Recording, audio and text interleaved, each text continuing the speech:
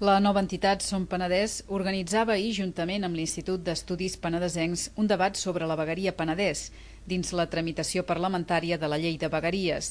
Hi van convidar representants de Convergència i Unió, Esquerra i el PP, deixant de banda el PSC i Iniciativa perquè consideren que formalment no hi estan a favor. La conclusió que n'extreuen des de Som Penedès és que la 8a vegueria està encallada i que els partits han preferit posposar-ho per la propera legislatura, com explica Josep Faura. Convergència no acaba de dir del tot que no votarà la llei de vegueries, no ho acaba de dir, però el més probable és que no ho faci.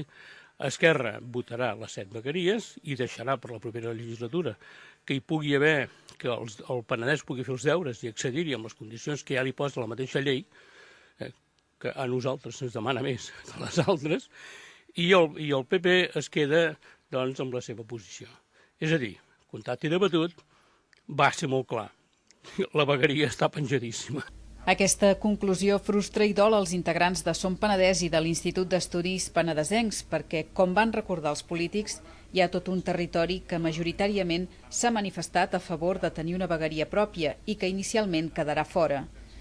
Per Faura, la sensació és que tornen a estar com als inicis i es pregunta quin paper jugarem en un marc que dibuixa 7 vegueries i 8 àmbits de planificació.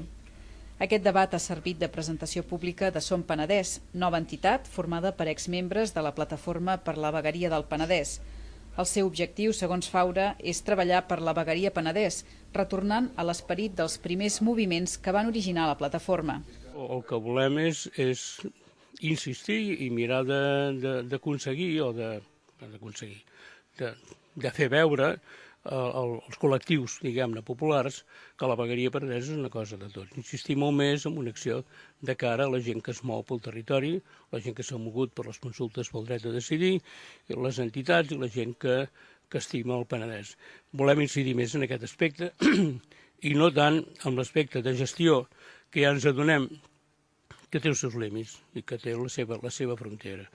I aleshores, per caràcter i pel que sigui, en la mesura en què hem vist que això no era tan possible dintre del marc, diguem-ne, habitual, hem pensat de fer una alternativa. Som Penedès està format per una desena de persones.